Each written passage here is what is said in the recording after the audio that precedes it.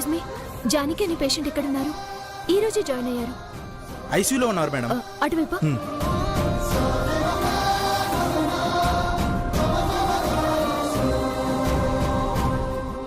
శృతి, అత్తయ్య గారికి ఎలా ఉంది? లోపల ఉన్నారు. సరే ఆగో.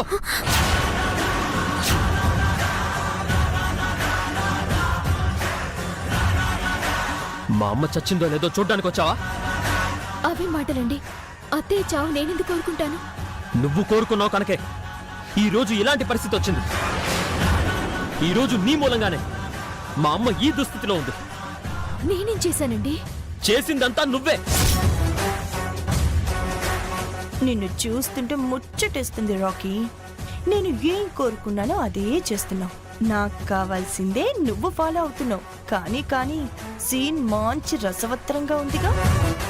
కోడల్లా ఇంటికి తెచ్చుకుంటే కుంపటిలా తయారయ్యావు. కూతురు కన్నా ఎక్కువగా చూసుకుంటే కొంపలు ముంచే పనిచేశావు. అబ్బబ్బబ్బబ్బా, ఏం చెప్పావు రాకీ. Keep it up. ఇంటి పరువు పదిలంగా కాపాడుతావని నమ్మింది మా అమ్మ. కానీ నువ్వు దాన్ని తీసుకెళ్లి బజార్లో పెట్టావు. కొడుకుని ప్రేమగా చూసుకుంటావని మా అమ్మ అనుకుంది. కొడుకు ఫ్రెండ్తోనే కథలు నడిపిస్తావు అనుకోలేదు.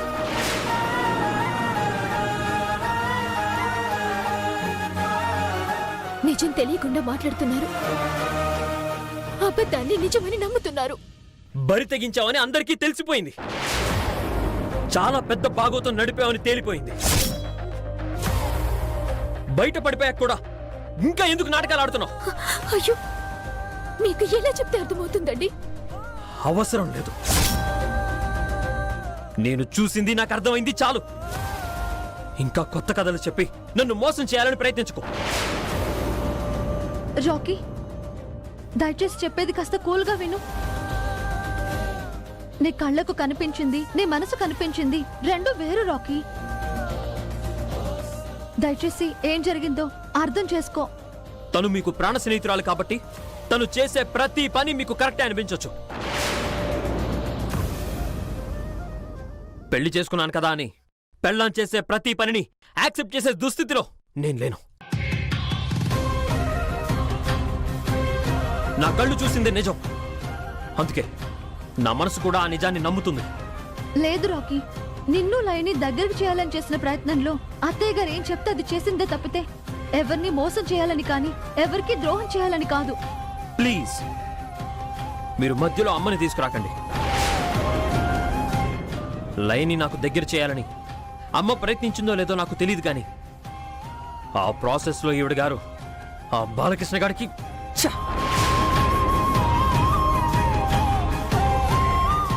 దాని భర్తగా ఆ మాట చెప్పడానికి కూడా నాకు తల తీసేసినట్టుంది. రాకీ, దయచేసి నేను చెప్పింది విను. నువ్వు అనుకుంటున్నట్టు ఏమీ లేదు. ఇంకా చాలా ఆపండి.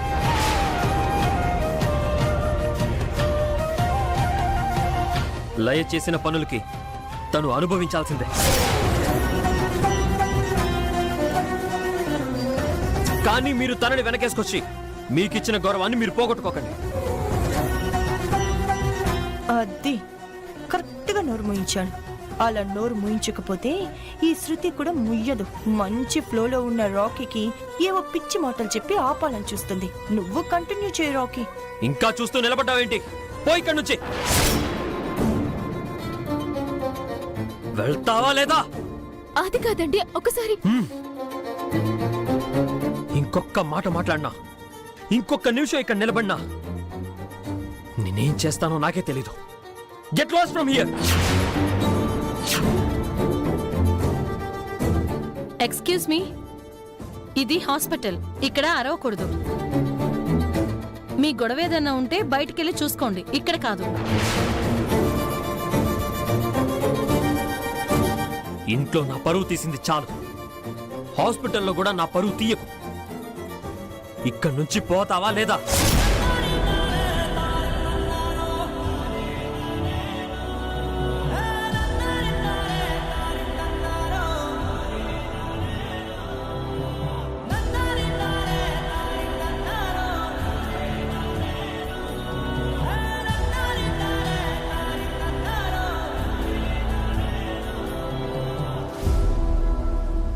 ఇక వీళ్ళు కలవడం కల్లో కూడా జరగదు. విజయతో పెట్టుకుంటే అపజయమే.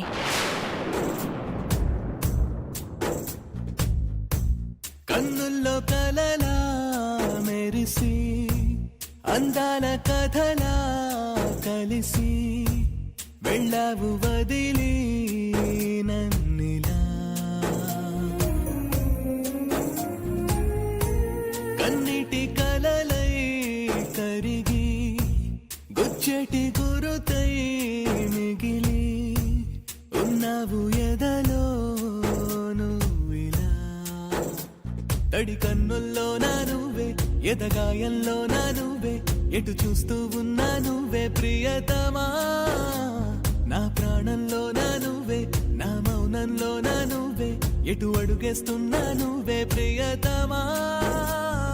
ప్రేమా ఓ ప్రేమా అయిపోతున్నా దూరం, ప్రేమా ఓ ప్రేమా నాదేనంటావా నేరం, ప్రేమా ఓ ప్రేమా నేను కలవడం శాపమా.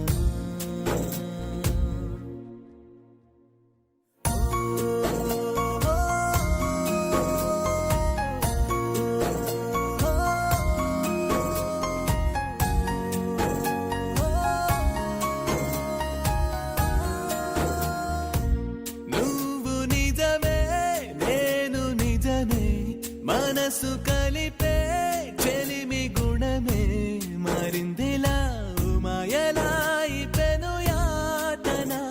నన్ను నవ్వించింది నువ్వే, నన్ను కవ్వించింది నువ్వే, నన్ను ఏడ్పిస్తుంది నువ్వే ప్రియతమా. నా శ్వాసల్లో నా నువ్వే, అడి ఆశల్లోనూ నువ్వే, నన్ను చంపేస్తుంది నువ్వే ప్రియతమా.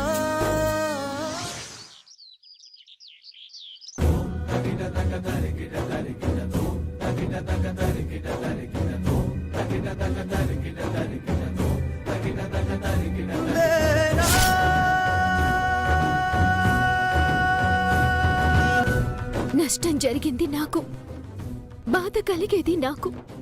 మధ్యలో అత్తయ్యకెందుకు స్వామి శిక్ష వేస్తున్నావు? నా రాత నీకిష్టం వచ్చినట్టే రాసుకున్నావు, నీకిష్టం వచ్చినట్టే నాతో ఆడుకుంటున్నావు. అది అది చాలదా స్వామి? అయినా నేనొక దాన్ని అత్తయ్య మనసు కష్టపెట్టి పంపించాను. రాను అని తెగేసి చెప్పి తన మనసు బాధ పెట్టాను. అది భరించలేక ఇప్పుడు ఇప్పుడు ఈ పరిస్థితి తెచ్చుకున్నారు. నాకంతకన్నా వేరే దారి లేదు. ఆమె వెంట వెళ్ళలేను. అంత పెద్ద అవమానం జరిగాక, ఇంట్లో నుంచి కూడా గెంటేశాక, ఏ ఆడది భరించలేని నింద నా మీద పడ్డాక మళ్ళీ ఆ ఇంటికి ఎలా వెళ్ళగలను? నా బాధ అర్థం చేసుకోకుండా అత్తయ్య ఆవిడ ప్రాణం మీదకి తెచ్చుకున్నారు. మా అత్తయ్య స్వార్థం లేని మనిషి. కోడల్ని కూడా కూతుర్లా చూసుకునే గొప్ప మనసున్న మనిషి.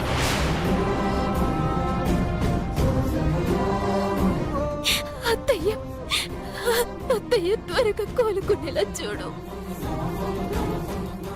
ఆరోగ్యంగా ఇంటికి తిరిగి వచ్చేలా కరుణించు, కరుణించు. సాహసమే పయనం, చెరిపి ఎత్తుల చిత్తుల గీతలు గీసే ఆట. కాలమే శిథిలాలలో సాక్ష్యాలుగా మారిందా, చరితలో మునుపెన్నడు జరగందిలే ఈ వింటాట.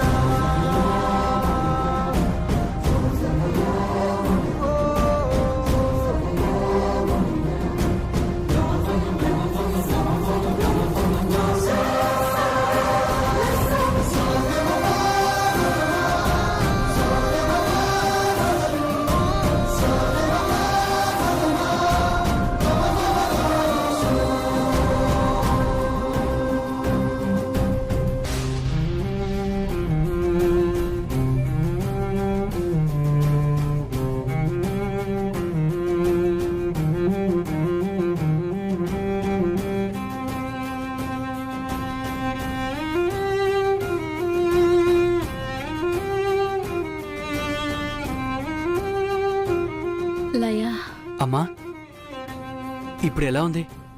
లయ లయ లయ లయ లయ లయ అమ్మా అమ్మా అమ్మా గోపి, డోంట్ డిస్టర్బ్ హర్. కళ్ళు తెరిచినంత మాత్రాన కోలుకున్నట్టు కాదు. ఆమెకు గుండెల్లో నొప్పి కన్నా ఇంకేదో బాధ ఎక్కువగా ఉంది. మందులిచ్చి నొప్పిని పోగొట్టే ప్రయత్నం చేయొచ్చు. అంతకన్నా ముందు మనం ఆ బాధను పోగొట్టే ప్రయత్నం చేయాలి.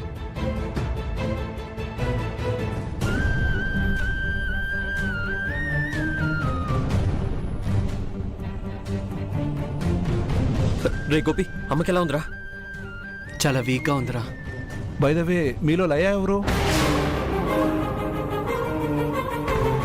మా రాకీ వైఫ్ డాక్టర్. చూడండి రాకీ గారు, మీ మదర్ మీ వైఫ్ను చాలా కలవరిస్తున్నారు. అర్జెంటుగా ఆవిడ్ని పిలిపించండి. ఫిట్టింగ్ పెట్టాడుగా, ఇప్పుడు ఆ లయ గారిని తీసుకురావాలా? ఏ మేము ఇక్కడే ఉన్నాంగా, మమ్మల్ని కలవరించొచ్చుగా. తను రాదు డాక్టర్. రావాలి రాకీ గారు. మీ మధ్య ఏం జరిగిందో నాకు తెలియదు, కానీ మీ అమ్మగారు మన మధ్యన ఉండాలంటే లయ గారు ఆమె పక్కన ఉండాలి. రాకీ గారు, డాక్టర్స్ బాడీని బాగు చేయగలరు, మనసుని కాదు. బాడీ ఫిట్ అవ్వాలంటే ముందు మనసు సెట్ అవ్వాలి.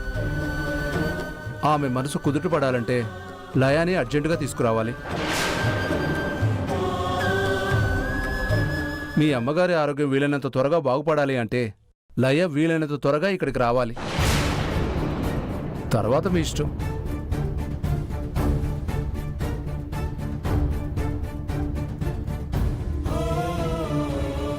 రాఖీ, మాట మాట అనుకోవడం జరుగుతుంది, మనుషుల్ని దూరం పెట్టడం కూడా జరుగుతుంది. కానీ ప్రాణాలు పోయే పరిస్థితి వస్తే ఒక మెట్టు దిగినా పర్లేదురా. మన పంతం గెలిపించుకోవడం కన్నా మన వాళ్ళ ప్రాణాలను నిలబెట్టడం ముఖ్యం. వీడి పంతం పట్టుదల కావాలి, కానీ అమ్మ ప్రాణం గురించి అవసరం లేదు. పద, మనమే వెళ్ళి లైన్ తీసుకొద్దాం. ఇప్పుడు మనం వెళ్ళి పిలవగానే పరిగెత్తుకుంటూ వచ్చేస్తుంది అనుకుంటున్నారా? అడగగానే అన్ని మర్చిపోతుంది అనుకుంటున్నారా? తనకి జరిగిన అవమానాలు గుండెలో తొలిచేస్తూ ఉంటే మౌనంగా మనతో ఎలా వచ్చేస్తుంది అనుకుంటున్నారు? అదేంటి శృతి అలా మాట్లాడతావు? అమ్మ ప్రాణం మీదకి వచ్చిందంటే తనకు జరిగిన అవమానం గురించి ఆలోచిస్తుందా? తన అత్తయ్య తనని అంతలా కలవరిస్తుందని తెలిసా కూడా పట్టుదలకు పోయి రాదంటావా? వచ్చే తాపత్రయం తనకున్నా రానిచ్చే గొప్ప గుణం ఇక్కడ వాళ్ళకు ఉండాలి కదా. ఏం మాట్లాడుతున్నావు శృతి? నాకేం అర్థం కావట్లేదు. అత్తయ్యకి ఇలా అయిందని నేను చెప్పగానే అన్ని మర్చిపోయి పరిగెత్తుకుంటూ వచ్చింది లయ. కానీ మా అమ్మకి ఇలా అవ్వడానికి కారణం నువ్వే అని తిట్టి పంపించేశాడు మీ తమ్ముడు. రే, ఏంట్రా ఇదంతా? అమ్మ కోసం వచ్చి లైని అలా ఎలా పంపించేశావు? మొండితనం ఉండొచ్చు, మూర్ఖత్వం ఉండొచ్చు, ప్రతి దానికి ఒక సమయం సందర్భం ఉంటుంది. ఎంతసేపు నా మొండితనం గురించి, నా మూర్ఖత్వం గురించే మాట్లాడతారు గాని లయ చేసిన ద్రోహం గురించి, మోసం గురించి ఎవరు మాట్లాడరేంటి? అమ్మ నీకే కాదు, నాకు కూడా అమ్మే. అమ్మ పట్ల నీకెంత బాధ్యత ఉందో నాకు కూడా అంతే ఉంది. బాగా చెప్పావు రాకీ. నీకున్న క్లారిటీ వీళ్ళెవ్వరికీ లేదు. ఉన్న వాళ్ళ గురించి వదిలేసి పోయిన వాళ్ళ గురించి ఆలోచిస్తారేంటో. అమ్మ కోసం ఏమైనా చేస్తాను, ఎంత దూరమైనా వెళ్తాను, కానీ ద్రోహం చేసిన వాళ్ళని మాత్రం నా దగ్గర కూడా రానివ్వను. చూడు రాకీ, ఇది తప్పప్పుల గురించి చర్చించుకునే టైం కాదు, మంచి చెడ్డల గురించి ఆరతీసే టైము లేదు. మన పట్టుదల కన్నా అమ్మ ప్రాణం ముఖ్యం. మన మొండితనం కన్నా అమ్మ మళ్ళీ ఆరోగ్యంగా రావడం ముఖ్యం. అమ్మ ప్రాణం ముఖ్యమని నాకు తెలుసు. దానికి డాక్టర్గా నువ్వేం చేయగలవో అది చెయ్యి. నా చేతుల్లో ఏం లేదు, అంతా నీ చేతుల్లోనే ఉంది. అమ్మ ఆరోగ్యం నువ్వు తీసుకునే స్టెప్ మీద ఆధారపడి ఉంది.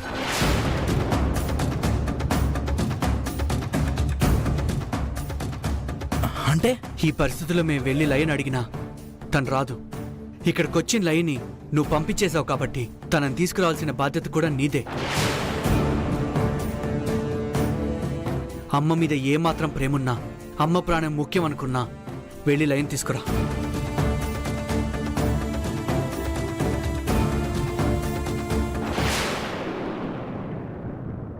గుర్తుంచుకో, లయ వస్తేనే అమ్మ కుదుట పడుతుంది. అది నీ చేతుల్లోనే ఉంది. ఎవరి బాధ వాళ్ళది, ఎవరి వాదన వాళ్ళది. అంతేగాని నా బాధ ఎవరికి అవసరం లేదు. ఛ!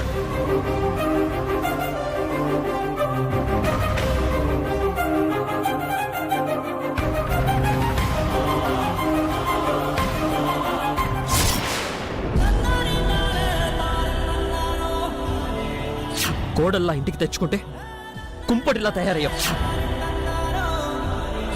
ఇంటి పరువు పదిలంగా కాపాడుతావని నమ్మింది మా అమ్మ. కానీ నువ్వు దాన్ని తీసుకెళ్లి బజార్లో పెట్టావు. చాలా పెద్ద బాగోతం నడిపావని తేలిపోయింది.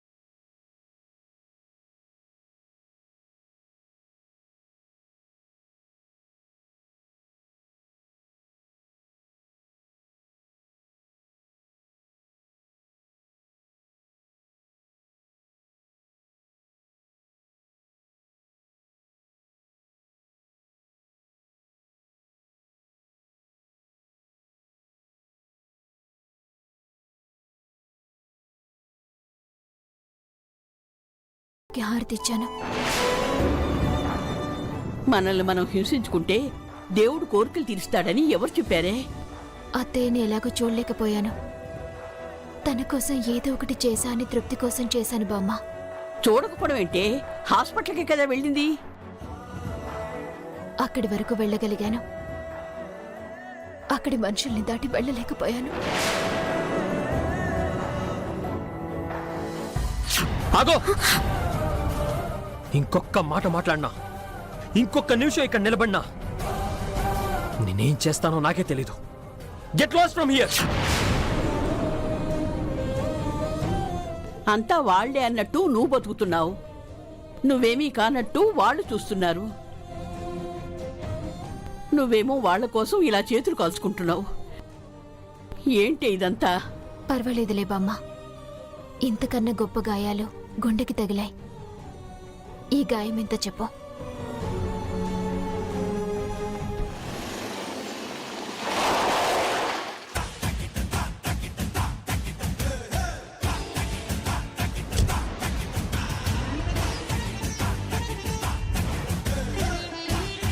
నోటికొచ్చిన మాటలన్నీ అని పంపించేశాను.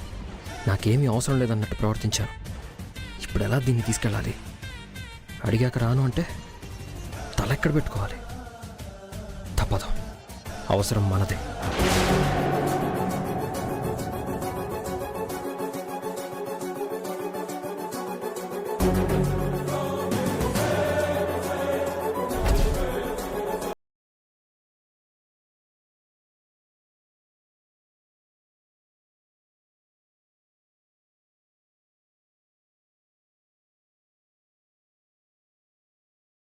ఆగు!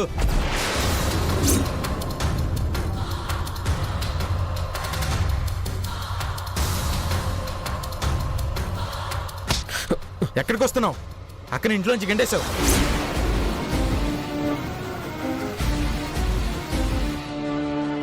హాస్పిటల్ నుంచి గంటేశావు. ఇక్కడ ఏం చేద్దామని వచ్చావు? నేను చెప్పేది విను. ఏం చెప్తావు? అడుగడుగున అక్కను అవమానిస్తున్నావు కదా. అవకాశం దొరికినప్పుడల్లా చేదరించుకుంటున్నావు కదా. మీ అక్క నాకు బానిస, తను ఎన్ని చిత్రహింసలని పెడతానని చెప్తావా? వేణు, ఏం చేస్తున్నావురా? బావగారి నదులు. నీకేం తెలియదు అక్క. ఎవరికి ఎలా ట్రీట్మెంట్ ఇవ్వాలో అలాగే ఇవ్వాలి. నీలా అమాయకంగా కూర్చుంటే అనగదొక్కేస్తారు.